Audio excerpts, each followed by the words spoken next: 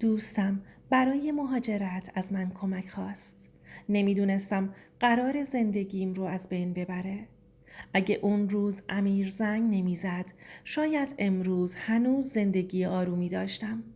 شاید هنوز هم میتونستم با خیال راحت به گذشته نگاه کنم و بگم که دوست واقعی وجود داره. اما یه تماس تلفنی همه چیز رو عوض کرد. من سعید هستم، 37 ساله. متأهل، صاحب یه مغازه کوچیک لوازم ساختمونی در اصفهان. داستانی که میخوام تعریف کنم درباره مهاجرت، خیانت دوست صمیمی، اعتماد، پول و رازی هستش که سالها از من پنهون مونده بود. رازی که وقتی فهمیدم دیگه هیچ چیز مثل قبل نشد. همه چیز از یه عصر پاییزی شروع شد. اون روز مشغول بستن مغازه بودم که گوشیم زنگ خورد. روی صفحه نوشته بود امیر، دوست دوران بچگیم. دوستی که از 7 سالگی کنار هم بزرگ شده بودیم. کسی که بیشتر از برادر خودم بهش اعتماد داشتم. وقتی تماس رو جواب دادم صداش می لرزید. گفت سعید، فقط تو میتونی کمکم کنی. فکر کردم اتفاق بدی افتاده. پرسیدم چی شده؟ چند ثانیه سکوت کرد. بعد گفت برای مهاجرت اقدام کردم. همه چیز آماده هستش. فقط یه مشکل دارم. گفتم چه مشکلی؟ گفت پول کم آوردم. اون زمان شرایط مالی من نسبتاً خوب بود. چند سال زحمت کشیده بودم و تونسته بودم مقداری سرمایه جمع کنم. امیر گفت اگه این فرصت رو از دست بده شاید دیگه هرگز نتونه مهاجرت کنه. گفت آیندهش به این پول بستگی داره. گفت اگه کمکش نکنم تمام رویاهاش از بین میره. و من اشتباهی که کردم هنوز هم بابتش دارم تاوان میدم. بدون اینکه حتی یه برگه ضمانت بگیرم تمام پس انداز چند سالم رو در اختیارش گذاشتم. اون شب وقتی به خونه برگشتم همسرم نرگس پرسید مطمئنی کار درستی کردی؟ خندیدم و گفتم امیر مثل برادرمه. کاش میدونستم بعضی وقتها خطرناکترین آدم زندگی همون کسی هستش که اونو برادر صدا میزنی. چند ماه بعد امیر مهاجرت کرد. در روزهای اول مرتب تماس می گرفت. از سختی های زندگی جدیدش می گفت. از پیدا کردن کار، از اجاره خونه، از آینده روشن. اما کم کم تماس ها کمتر شد. پیام ها کوتاه‌تر شد و بعد تقریبا ناپدید شد. هر بار زنگ می زدم می گفت سرم شلوغه یا بعداً صحبت می کنیم. من هم به خودم می گفتم طبیعی هستش آدم وقتی مهاجرت میکنه گرفتار میشه. اما حقیقت چیز دیگه ای بود. حقیقتی که قرار بود 3 سال بعد زندگی من رو زیر و رو کنه. 3 سال گذشت. من همچنان منتظرش بودم. نه اینکه منتظر پولم باشم، نه. بیشتر از پولم انتظار داشتم حرمت دوستی حفظ بشه. تا اینکه یه روز اتفاقی افتاد که اولین شک در ذهنم رو ایجاد کرد. اتفاقی که در اون لحظه کوچیک به نظر می رسید.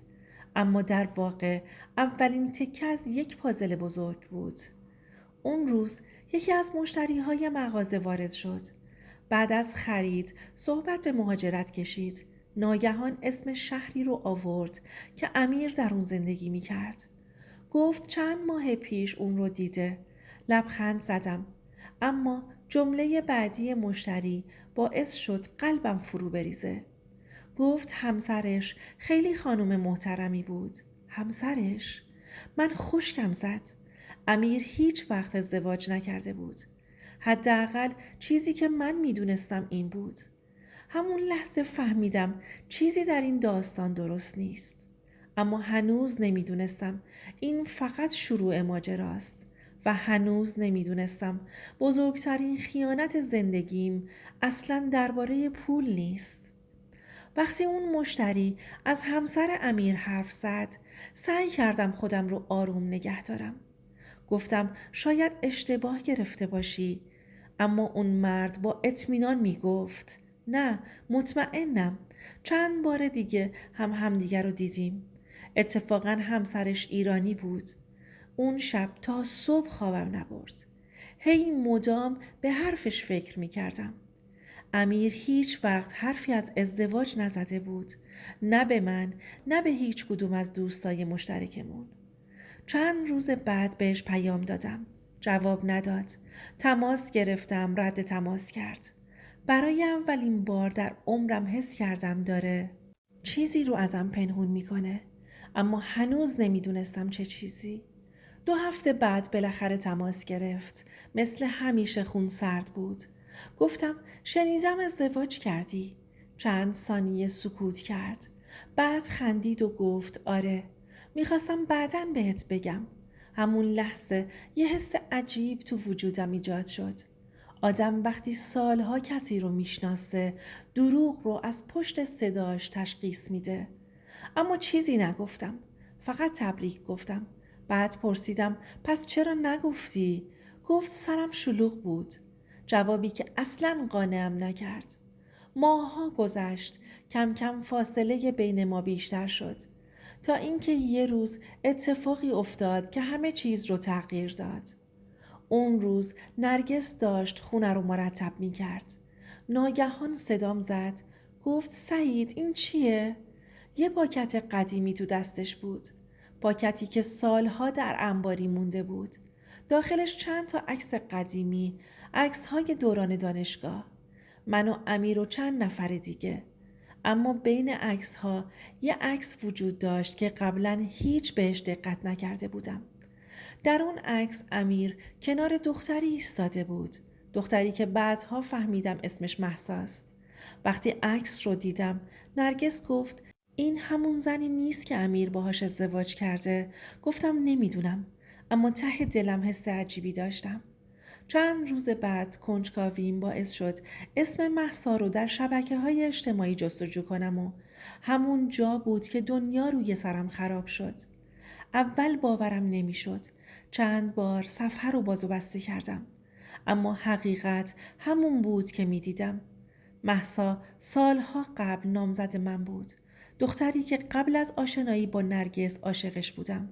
دختری که بدون هیچ توضیحی از زندگی من ناپدید شده بود. دختری که یک روز ناگهان همه راه‌های ارتباطی رو قطع کرده بود. اون زمان تصور می کردم از من خسته شده. فکر می کردم قسمت نبوده. اما حالا می دیدم از همون سالها با امیر در رابطه بوده. اما حالا کلی تغییر چهره داده بود. دستم می لرزید. قلبم به شدت می زد. ناگهان صدها سوال تو ذهنم شکل گرفت. آیا امیر پشت سر من با مهسا رابطه داشته؟ آیا دلیل رفتن مهسا اون بوده؟ آیا تموم این سالها فریب خورده بودم؟ و مهمتر از همه، آیا مهاجرت فقط یه بهانه بوده؟ تصمیم گرفتم حقیقت رو پیدا کنم. چند هفته تحقیق کردم. از دوستای قدیمی پرسیدم. از آدمهایی که سالها خبری از اونها نداشتن سراغ گرفتم. کم کم تکه های پازل کنار هم قرار گرفتن. و چیزی که فهمیدم از هر کابوسی بدتر بود. سالها قبل وقتی من عاشق مهسا بودم، امیر مخفیانه با اون ارتباط برقرار کرده بود. ابتدا به عنوان دوست، بعد بیشتر، خیلی بیشتر. اما این پایان ماجرا نبود. یه شب یکی از دوستان قدیمی دانشگاه حاضر شد با من صحبت کنه. گفت سالها عذاب وجدان داشته. گفت دیگه نمیتونه سکوت کنه. وقتی حرفاش رو شنیدم خون در رگهام یخ زد. اون گفت امیر همیشه به زندگی من حسادت میکرده. به رابطم، به درآمدم، به خانوادم، به هر چیزی که داشتم. گفت بارها پشت سرم حرف میزده. گفت حتی زمانی که برای مهاجرت پول لازم داشت اول سراغ بانک نرفته بود. اول سراغ من اومده بود چون مطمئن بود نه نمیگم. اون شب فهمیدم که امیر فقط دوستم نبوده. سالها بود که از اعتماد من سوء استفاده کرده بود. اما هنوز یه سوال بی جواب مونده بود. چرا؟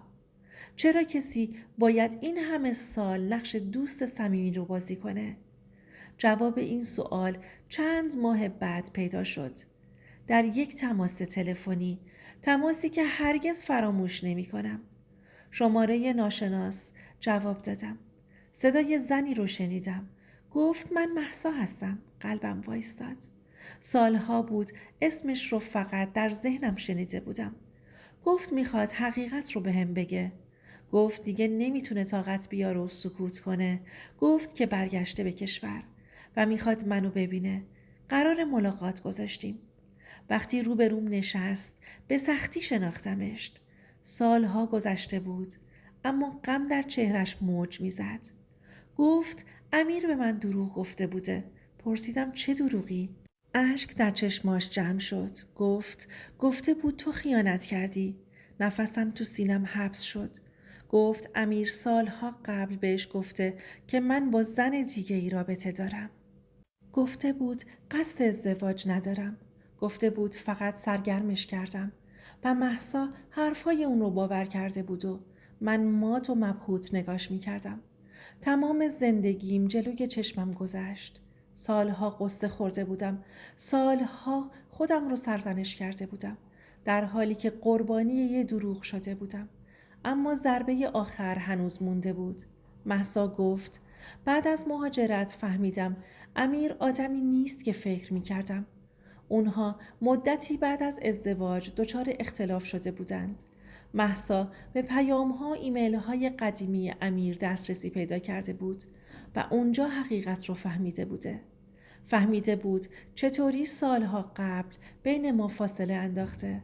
فهمیده بود چطور از اعتماد همه سوء استفاده کرده و همون زمان تصمیم به جدایی گرفته بود.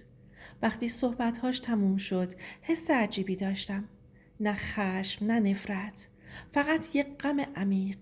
غم از دست دادن سالهایی که هرگز بر نمی گشتند. چند ماه بعد خبر رسید امیر ورشکست شده. تعدادی از آدم‌ها که بهشون دروغ گفته بود ازش فاصله گرفته بودن.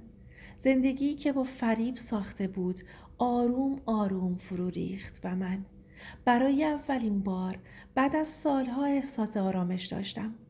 نه چون اون ورشکست شده بود، چون حقیقت رو فهمیده بودم. فهمیده بودم مشکل از من نبوده. فهمیده بودم بعضی آدم‌ها اونقدر به دیگران حسادت می‌کنند که حاضرن برای رسیدن به خواسته هاشون همه چیزو از بین ببرن. حتی دوستی چندین ساله رو. امروز هر کس که از اعتماد حرف میزنه یاد امیر میافتم. یاد کسی که برادر صداش میکردم.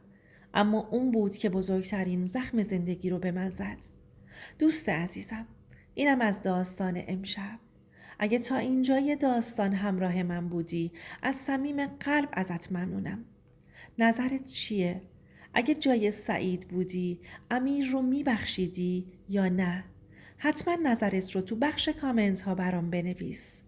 و اگر به داستان‌های واقعی، رازهای خانوادگی، خیانت، مهاجرت و روایت‌های پرکشش علاقه داری، کانالم رو سابسکرایب کن و زنگوله رو کنارش بزن تا ویدیوهای بعدی رو از دست ندی. تا داستان بعدی، خدا نگهدار.